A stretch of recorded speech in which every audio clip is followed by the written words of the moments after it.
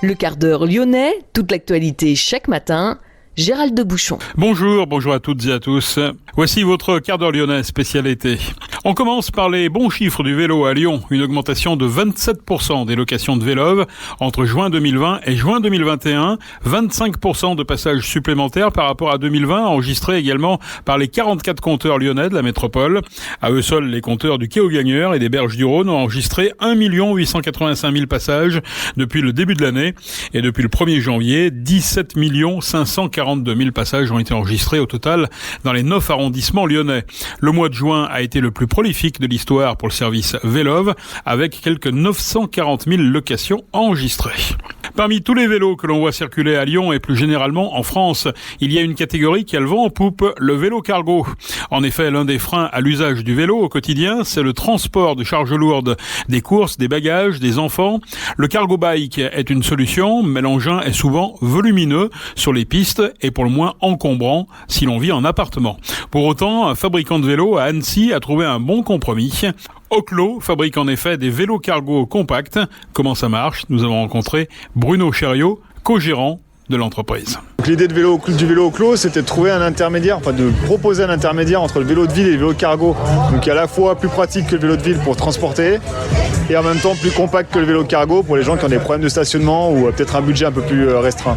Alors ça se présente comment concrètement ? Donc l'idée c'est que c'est un vélo normal, donc c'est-à-dire que la direction, le guidon entraîne directement la roue. La roue n'est pas déportée comme sur certains vélos cargo, mais il y a une possibilité de chargement sur l'avant du vélo, sur notre modèle le Familio, notamment on peut y mettre un enfant jusqu'à 3-4 ans ou 20 kg de chargement, donc ce qui représente déjà des bonnes courses pour la semaine, et certains clients aussi l'achètent par exemple pour mettre un chien.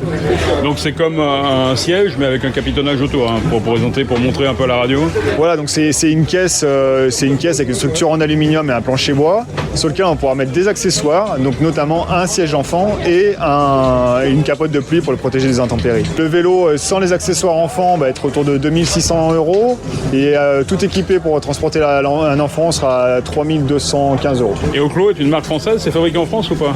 Ouais, alors nous assemblons les vélos, nous sommes donc le concepteur et le fabricant du vélo et on approvisionne les pièces, on achète une partie des pièces en Asie comme tous les fabricants de vélos, une partie en Europe et on fait fabriquer les pièces spécifiques à notre vélo, on les fait fabriquer en France, notamment dans la région de Saint-Étienne. Pour se renseigner, oclo.bike. Un rappel, toute l'info relative au mode de transport doux est disponible sur Vélo Radio, une de nos radios à écouter sur Internet ou via nos applications.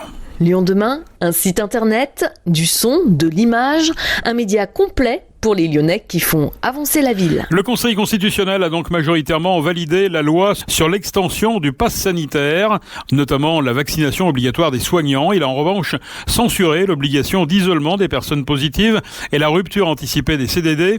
Dès lundi, le pass sanitaire sera donc nécessaire pour aller dans les cafés, restaurants et bars. Même chose pour les accompagnants dans les établissements de soins. La personne qui doit subir des soins ne sera pas tenue de présenter le pass pour ne pas faire obstacle à l'accès aux soins. Sont aussi concernés à partir de lundi les transports longue distance comme les trains, les avions, les cars. Le pass sanitaire sera également nécessaire pour entrer dans un grand centre commercial si le préfet le décide. Une centaine de soignants ont manifesté hier à Lyon contre le pass sanitaire et l'obligation vaccinale. Sud Santé et Sociaux du Rhône et la CGT Santé et Action Sociale ont organisé ce pique-nique près de la préfecture. Aucun incident n'est à déplorer. 3 migrants ont refusé un test PCR pour éviter l'expulsion, une Comorienne, une Congolaise et un Tunisien. Au moment de se soumettre à un test pour embarquer à Lyon-Saint-Exupéry, ils ont tout simplement refusé le test. À partir de là, impossible de les faire monter dans l'avion. Les deux jeunes femmes ont avoué leur peur de retourner en Grèce, pays de transit. La Grèce où elles ont subi, racontent-elles, viols et agressions lors de leur périple. Placées en zone d'attente lors de leur arrivée à Satolas, elles ont essuyé chacune de leur côté un refus d'entrée au titre de la demande d'asile. Rejet confirmé par le tribunal administratif. Jugées en comparution immédiate pour leur refus de PCR, elles ont été relaxées. Même décision pour le Tunisien. Dans un arrêt prononcé le 16 juin dans un dossier similaire, la Cour d'appel de Lyon avait jugé que leur refus de test ne figurait pas parmi les actes d'abstention constitutifs du délit de soustraction à l'exécution d'une OQTF ou d'une entrée sur le territoire national. Le législateur n'a adopté en effet aucune disposition pour sanctionner ces refus. Retour donc au centre de rétention administratif pour ces 3 migrants. L'une des 2 femmes a déclaré préférer vivre en prison en France plutôt que mourir en Grèce. Fin de citation. C'est une des conséquences du pass sanitaire. Sa mise en place dès le 21 juillet a engendré une baisse globale de la fréquentation des cinémas. Pourtant, l'offre de films est pléthorique et la météo automnale était plutôt favorable aux salles obscures. On atteint de 30 à 70% de baisse de fréquentation par rapport à début juillet. Lyon demain, média agitateur d'idées. Le tour du changement fait étape à Lyon ce dimanche, place Guichard, à partir de 11h environ jusqu'à 19h.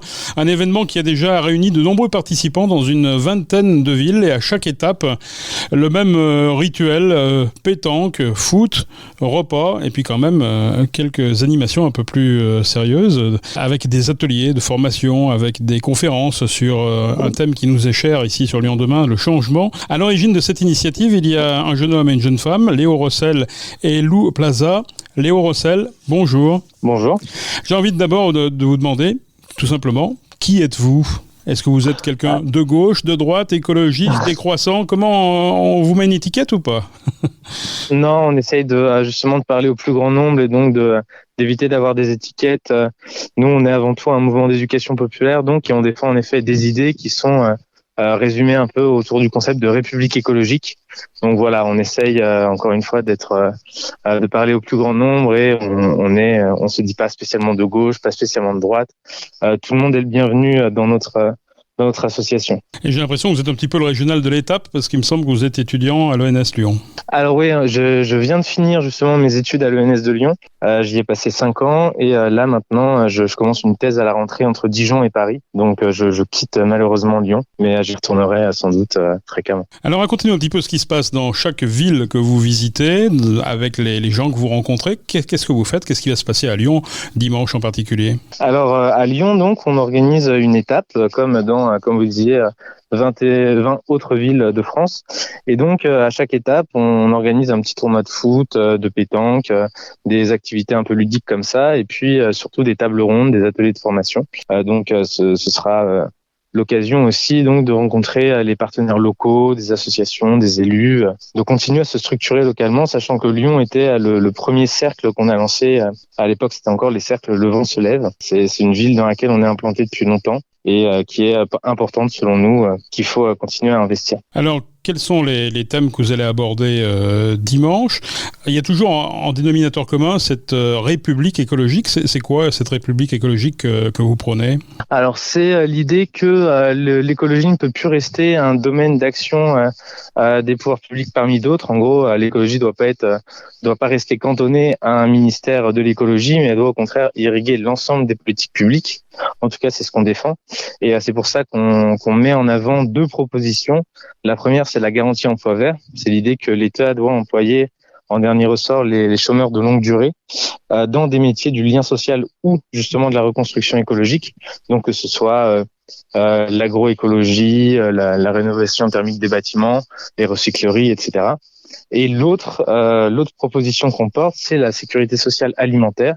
Donc là, c'est l'idée que chaque Français, chaque Française devrait avoir par mois 150 € à dépenser dans des supermarchés conventionnés et qui vendent de l'alimentation de qualité, que ce soit du bio, du raisonné, du local, des circuits courts. Donc voilà, l'idée qu'il faut démocratiser cette alimentation saine, ce qui est un enjeu donc de santé publique, de lutte contre la malbouffe.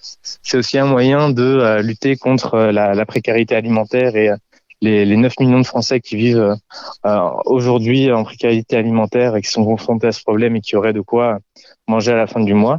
Et puis, ça crée surtout un énorme débouché pour les petits agriculteurs, les petits producteurs, donc, et ce qui leur permet aussi de se convertir au bio pour ceux qui le souhaitent. Et vous souhaitez être un trait d'union entre la société civile et les politiques. Alors, de quelle façon ? Quand on voit l'abstention qu'il y a eu aux dernières régionales, par exemple, on peut dire qu'il y a du pain sur la planche. Oui, bien sûr, il y a en effet beaucoup de travail à faire de ce point de vue-là.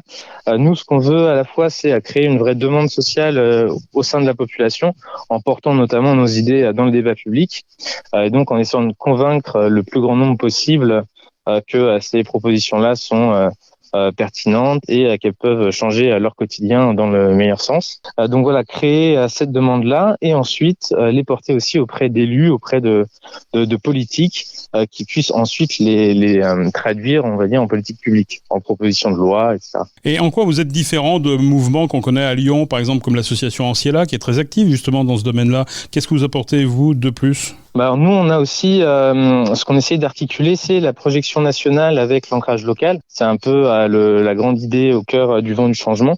C'est-à-dire que on est on a 20 antennes locales, donc qui font une action quotidienne, on va dire, d'éducation populaire. Et aussi, on porte des projets à l'échelle nationale, permis justement par la Direction nationale du vent du changement, qui coordonne l'ensemble de ces cercles-là et qui donne une espèce de cohérence à ces initiatives locales-là. Une cohérence, on va dire, plus globale, quoi. On ne cherche pas à remplacer certaines organisations locales, etc.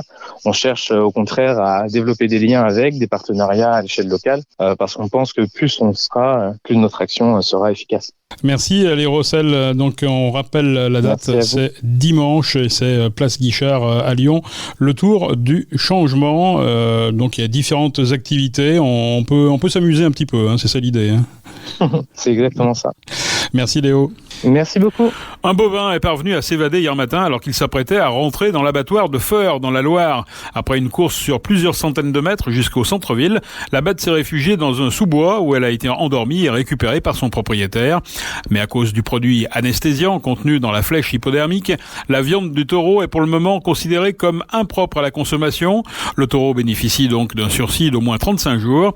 L'association de défense des animaux, PETA, appelle à ce que cet animal soit épargné de l'abattoir et qu'il soit envoyé dans un sanctuaire où il pourra vivre le restant de ses jours en paix. On se souvient qu'en juin 2015, celle que l'on a surnommée Marguerite avait réussi à s'évader de l'abattoir de Saint-Romain-de-Popais dans le Rhône. Après une pétition réunissant 30 000 personnes, la vache avait finalement été accueillie dans une ferme pédagogique dans le Loir-et-Cher. Enfin, cet hommage à Gérard Rouillet, ancien entraîneur de l'Olympique Lyonnais, du Paris Saint-Germain ou encore de Liverpool. Gérard Rouillet est décédé à fin 2020. Une fresque représentant son visage est en cours de finalisation sur un mur extérieur du Groupama Stadium à Dessines. L'œuvre de l'artiste savoyard Graf Mat doit être inaugurée officiellement au mois de septembre. C'est la fin de ce quart d'heure lyonnais. Je vous souhaite de passer un excellent week-end. On se retrouve lundi pour une nouvelle édition de l'été. Bon week-end, mais restez prudents.